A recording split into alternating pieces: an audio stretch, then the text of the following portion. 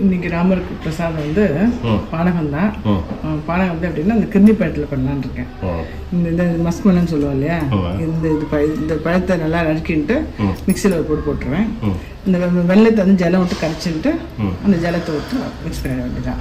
ஒரே ஒரு ஏலக்காய், துளியோண்டு இஞ்சி, பாதி நிமிஷம் வரும். ஃபஸ்ட்டு கட் பண்ணிக்கிறேன் அதை. கிருணி பழ பானகம். ஆமாம். இந்த சம்மருக்கு இந்த பழம் வந்து ரொம்ப நல்லது ஆக்சுவலி. ஆமாம், மஸ்மலன் இல்லை, கிருணி பழம். நீங்கள் பானகம் ஃபஸ்ட்டு வீடியோவில் சொன்னது ஒரே மைண்டில் ஓடிட்டே இருக்கு, மனசில் பதிஞ்சிட்டாங்க. ஆமாம், அதனால டெய்லி இதை பானகமே ஃபஸ்ட்டு ராமருக்கு ஒரு 10 நாள் பானகம் பண்ணுவோம், அப்புறம் கோசம்பரிக்கு போகலான்னு முடிவு பண்ணிட்டேன். அது நேற்றுல வந்து குழந்தை ராமர் வந்து அம்மா பார்த்து சிரிக்கிறது. ஜென்ரலாக குழந்தைனால ஒரு மனசுக்கு ஒரு சந்தோஷம் வந்துடும். அது இந்த மாதிரி குழந்தைல அம்மா பார்த்து சிரிக்கும் போது அது வந்து எவ்வளோ ஒரு சந்தோஷம், ஆனந்தம் இருக்கும். நல்லா இருந்தது, நீ சொன்ன விதமும் நல்லா இருந்தது. ஆமாம், இது வந்து கேட்க அது வந்து ராமாயண கதை கேட்டாலே நல்லா இருக்கும். சொல்கிற விதம் வந்து இப்போ ரொம்ப ரொம்ப நல்லா இருக்கு கேட்கறதுக்கு. இந்த 3rd டே இல்லையா அன்னைக்கு என்ன பண்ண இருக்குன்ட்டேன் இல்லையா, இப்போ வெள்ளமும் ஜலம் விட்டு நான் மிக்சியிலே போட்டுன்றேன். அதை போட்டுன்ட்டு அப்புறம் இதையும் போட்டு இது எல்லாம் ஒன்றா போட்டு இருக்கிறேன். உங்களுக்கு எவ்வளோ வெள்ளம் வேணுமோ போட்டுக்கலாம், அதுதான் கணக்கு கிடையாது. அதை போட்டு ஒரு சுற்றிக்கிறேன். சுற்றின்ட்டு அப்புறமா அந்த பழத்தையும் போட்டு சுற்றி இதில் இதோட இதுவும் போட்டுருக்கேன். துளியோண்டு இஞ்சி, ஒரே ஒரு ஏலக்காய். இப்போ இதையும் இப்படி போட்டுருந்தேன். போட்டு ரொம்ப நைஸாக வேணும்னா நல்லா நைஸாக அடிச்சுக்கலாம். இல்லை 1-2 வாயில் பட்டால் பரவாயில்ல அப்படின்னா அப்படி எடுத்துக்கலாம். இது வேணும்னா ஜலம் விட்டுக்கலாம்.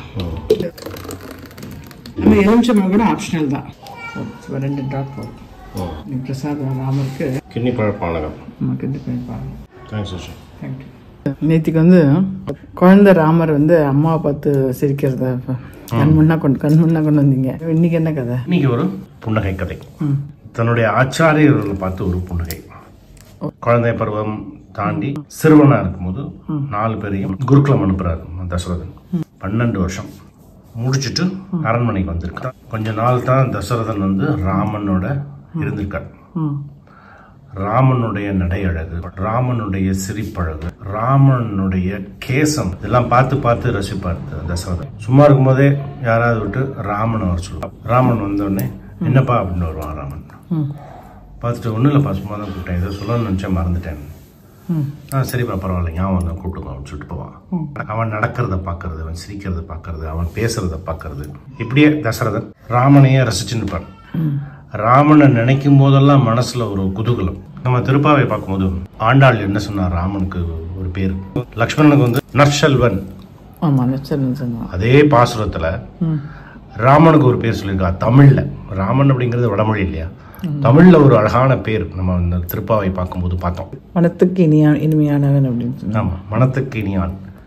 ராமன் அப்படிங்கிறதுக்கு அர்த்தம் வந்து தமிழாக்கம் வந்து மனதுக்கு இனியான் அப்படின்னு சொன்ன ஆண்டாள். அவனை நினைக்கும் போதெல்லாம் மனசு குளிர்றது அவனுக்கு, தசரதனுக்கு. இப்படியே ராமனை பார்த்து சந்தோஷப்பட்டு இருந்தான். அப்போ திடீர்னு விஸ்வாமித்திரர் வந்து அரண்மனைக்கு வரேன் அப்படின்னு தகவல் சொல்லி அனுப்புறாரு தசரதன் அரண்மனைக்கு. விஸ்வாமித்திரர் வர்றனே உடனே அங்கே அயோத்தியை வந்து தடபடலாம் ரெடியாகுது. அரண்மனையெல்லாம் ரெடி பண்ணி அவர் வரவேற்கிறதுக்கு தயாராக இருக்கா. விஸ்வாமித்திரர் வர்றார். வாசல் வரைக்கும் வந்து தசரதன் வரவேற்று கூட்டின்னு போய் இருக்கையில் அமர வைக்கிறான். அப்போ எல்லாம் நல்லா விசாரிச்சுட்டு தசரதன் கிட்ட விஸ்வாமித்திரர் சொல்றார், நான் வந்து ஒரு வேள்வி நடத்த போறேன். இந்த வேள்விக்கு ஒரு அரக்கி தடையா இருக்கான். அந்த அரக்கிய வதம் பண்ணணும். உன்னுடைய மூத்த பையன் ராமனை என் கூட அனுப்புன்ட்டார். இவருக்கு தலையில இடிய தூக்கி வச்ச மாதிரி. ராமன் வந்து சின்ன குழந்தை, 16 வயசே பூர்த்தி ஆகல. அவன் 12 வயசு தான் ஆகுது அவனுக்கு. 16 வயசே பூர்த்தி ஆகலன்னு சொன்னதுக்கு காரணம் வந்து 16 வயசு அந்த காலத்துலலாம் யுத்தம்லாம் 16க்கு கீழே யுத்தம்லாம் அனுப்ப மாட்டான். 16 வயசே முடியல, 16 வயசே ஆகல இன்னும். வந்து தாமரை கண்ணன், அவனை வந்து பார்த்து ரசிக்கலாம். ஆனா அரைக்கு கூட சண்டையெல்லாம் போட வைக்க முடியாது. குழந்தை அவன். வேணா சொல்லுங்க, நான் வேணா வரேன் அப்படின்னு தசரதன் சொல்றான். விஸ்வாமித்திரர் விடல. அவர் என்ன சொல்றேன்னா, எங்களுக்கெல்லாம் ஒரு பிரச்சனை அப்படின்னா நாங்க வந்து பார்க்கடலுக்கு போவோம். ஆனா இன்னைக்கு எனக்கு ஒரு பிரச்சனைங்கிறதுனால உன்னை தேடி வந்திருக்கேன், உன் அரண்மனைக்கு வந்திருக்கேன் அப்படிங்கிறார். அப்படின்னு அவனுக்கு ரொம்ப குளிர்ந்தான் தசரதன். என்ன அர்த்தம்? திருப்பார்கடலுக்கு போறவர் இன்னைக்கு என்னை தேடி வந்திருக்காருன்னா நான் அவ்வளவு பெரியவனா? ஆனா விஸ்வாமித்திரர் சொன்ன அர்த்தம் என்ன? ராமர் சொன்னார் அந்த ஆள் இங்க இருக்கான், அதனால நான் இங்கேயே பார்த்து பேசிட்டு போயிடலான்னு வந்தேன் அப்படின்னு அர்த்தம். போய் உடல தசரதன் வந்து நான் வேணா வரேன், என்னால அந்த அரக்கியை வதம் பண்ண முடியும் அப்படின்னு சொல்லும் போது இவ்வளவு சொல்லியும் கேட்க மாட்டேங்கிறானே அப்படின்னு சொல்லி கோவம் வருது. அப்பதான் நம்ம திருக்கோளூர் பெண் பிள்ளை ரகசியத்துல ஒரு வாக்கியம் பார்த்தோம். என்ன வாக்கியம் அது? அகம் வேத்மி என்றேனோ விஸ்வாமித்திரரை போலே அப்படின்னு திருக்கோளூர் பெண் பிள்ளை ராமானுஜர்கிட்ட சொன்ன வாக்கியம். அகம் வேத்மி அப்படின்னு எந்திருந்து நின்று ஒரே கத்துறாரு சபையில. சபையை அதிருது அப்படியே. அகம் வேத்மி அப்படின்னா எனக்கு தெரியும் ராமன் யாருன்னு எனக்கு தெரியும். அவன் பரமாத்மா, பராக்கிரமசாலி. அவனால மட்டும்தான் முடியும் இந்த வேலை. அவனால முடியாதுன்னா வேற யாராலையும் முடியாது. அவன் சாதாரணமான மனுஷன் இல்ல, புருஷோத்தமன், பராக்கிரமசாலி. அவன் அனுப்பு. நான் சொன்னது உனக்கு நம்பிக்கை இல்லைன்னா உன் குல குரு வசிஷ்டர்கிட்ட கேளு அப்படிங்கிறார். வசிஷ்டருக்கும் விஸ்வாமித்திரருக்கும் 7ஆம் பொருத்தம் எப்பவுமே இருக்கும். இவர் சொன்னதை இல்லை அப்படிம்பார் அவர், அவர் சொன்னதை இல்லைம்பார் இவர். இந்த கட்டத்துல விஸ்வாமித்திரர் சொல்றாரு தசரதன்ட்ட, உன்னுடைய குரு வசிஷ்டர்கிட்ட கேளு. அப்படின்னா என்ன அர்த்தம்? நான் சொன்னது பொய்யா இருந்தா அவர் வந்து பொய்யின்றார், அதனால அவர்கிட்ட கேளு. ராமன் வந்து புருஷோத்தமன், மகாத்மா, பரமாத்மா, பராக்கிரமசாலி இல்லையான்னு கேள்வி விட்டான். வசிஷ்டர் சொல்றார், ஆமா ராமன் வந்து புருஷோத்தமன், மகாத்மா, பரமாத்மா, பராக்கிரமசாலி அப்படின்னு ஒத்துட்டார். 2 பேரும் ஒரு புள்ளியில இணைஞ்ச கட்டம் தருணம் அது. மற்ற எந்த விஷயத்துக்கும் 2 பேரும் ஒத்து போக மாட்டான். ஏதாவது ஒரு ஈகோ இருக்கும். அது 2 தாடியும் ஒத்தே போகாது, எப்ப பார்த்தாலும் 7ஆம் பொருத்தமா இருக்கும். அந்த கட்டத்துல ராமனை பத்தி பேசும்போது அதான் மனதுக்கு இனியான் அப்படின்னு ஆண்டாள் சொல்லுவார். ராமனை பத்தி பேசும்போது 2 பேரும் ஒத்துண்ட விஷயம் அது. வசிஷ்டர் சொன்ன உடனே தசரதனுக்கு ஒண்ணும் பண்ண முடியாது. சரி அனுப்புறேன் அப்படின்றவர். அனுப்புறேன்னு சொல்லிட்டு திரும்பி பார்த்தா காட்டுக்கு போறதுக்கு என்னென்ன வேணுமோ எல்லாம் ரெடி ஆகி அம்பு வில்லோட நிக்கிறார் வாசல்ல ராமன்.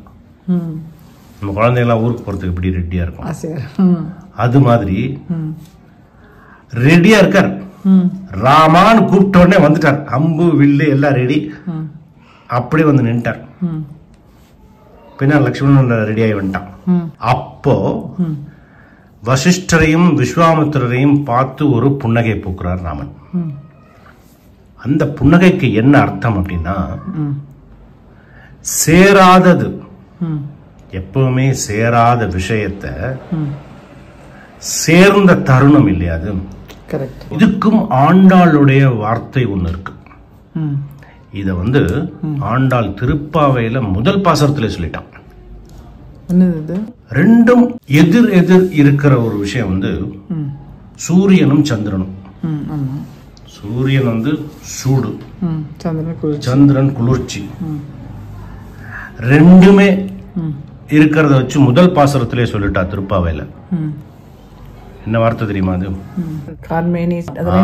கார்மேனி செங்கன் கதிர்மதியம் போல் முகத்தான். கதிர்மதியம்னா என்னது? எங்க கனெக்ட் பண்றான். ஆமா, கதிர்மதியம்னா என்னது? கதிரவன் அப்படின்னா சூரியன், மதி அப்படின்னா நிலவு. சோ அந்த சூரியனுடைய வெப்பம் இல்லைன்னா பிரகாசம் அதுவும் இருக்கும் அந்த முகத்துல. சந்திரனோட குளிர்ச்சியும் இருக்கும். சேர்க்க முடியாததை சேர்க்கிறது ராமனால மட்டும்தான் முடியும், பெருமாளால மட்டும்தான் முடியும். சேர்க்க முடியாததை சேர்க்கிறது.